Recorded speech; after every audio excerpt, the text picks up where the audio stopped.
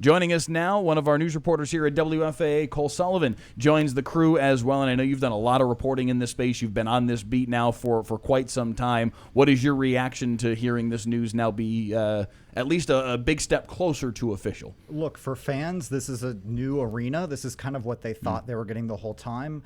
For the city of Dallas, I think this represents kind of a fumble, right? They planned for downtown, for City Hall. There was this movement that started since kind of October, November, December to have the downtown site be the site and this reimagining of downtown Dallas.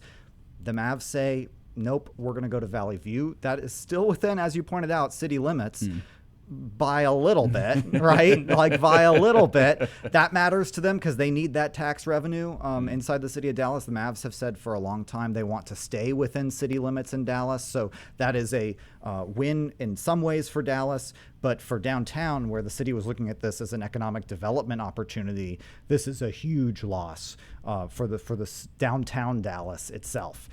We still don't know a lot about what the plans are for what is going to happen here. We have this idea, we've seen it play out at Texas Live, at all these other stadiums and arenas across the country. That's what the Mavs want too. They want to have ownership of the restaurants and the retail and the hotel there so they can make money off of that as well, not just on game days, but on other days too. That's likely going to happen at this Valley View Mall site. And Mike, to your point, there will likely be some more steps down the line before we get to actually playing games there. There will be zoning that has to change, a lot of procedural things. Zoning has to change, neighbors who have to be assuaged their concerns about traffic here, right? This is a busy area. If you've ever driven through this area at LBJ and Preston Road, it is backed up. Right now, I guarantee you it's backed up. And now you're adding a basketball arena to all of this. That's going to be a lot for neighbors and people who commute through there to stomach. There's no dart rail. There are dart buses, but it's not like you can go to, the Victory Park Station like you can for the American Airlines Center. That doesn't exist there. So people are going to be driving to this new site. Those are all hurdles that have to be solved as this goes down the line, with plans to have it in place by 2031. And that's a lot of the immediate feedback we're hearing from people on social media is you're going to build a dart rail up there to be able to get people, how is this actually going to work? If you're not familiar with the site of where we're talking about, try and give you a couple of landmarks to work off of here. 635 is kind of just think of the H, if you will, of the tollway and 75 and 635, and it's basically right above the bridge of the H, if you will. It's also part of Zone 11 within, if you're looking like the city council districts and the voting precincts, it's part of Council District 11 from a official city hall viewpoint, from the way that the city of Dallas views it. If that gives you any better idea of where we're talking about, if you're not familiar with where Valley View Mall is. And Mike, that's interesting because I cover City Hall for us here at WFAA. Here is the map, by the way, real quick. So there, you can see it on your screen. That's maybe better description than the City Hall district. If you've driven past there, that site has been empty for 4 years. Yeah. It's been fenced in and empty parking lots for years. And the stuff around it is kind of, strip mall, some other kind of restaurants, grocery stores, gas stations, stuff like that.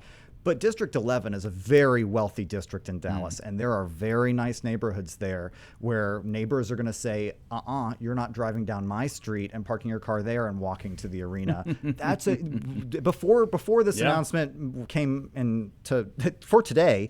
People I had talked to said there's no way they can do Valley View because the neighbors there are going to put up such a fight about bringing this in. You're going to be in zoning meetings forever, and they've got money to sue, and it's going to be a big mess to try to do that.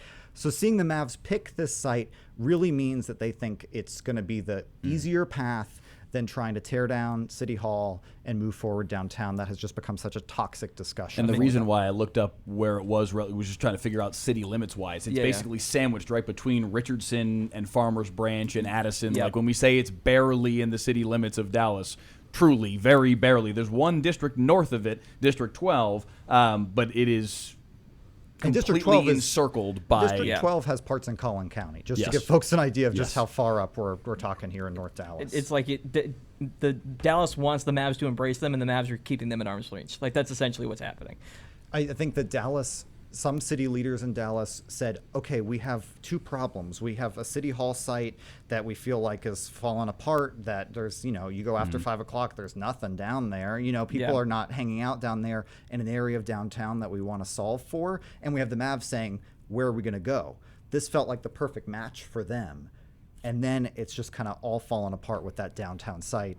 And the Mavs, who have said this whole time they want to stay within city limits, looked around, and that's pretty much the only other available place right now within city limits. Well, if there's one thing we've learned based on how the Mavs have conducted themselves, it's that they have enough money to throw to. So if we're talking about getting in legal battles for the next couple of years here as they try and finish this out, they're already paying Jason Kidd $40 million to not coach the team. So they've got money to spare. Exactly. They've got the money to throw at this problem if they feel like they can get away with it. And they've had a dry run, right? They had an opportunity to see how this reaction went when they said, let's do City Hall. Right. This is take two. Yeah. They have lessons learned from that plan that now they're moving towards with this.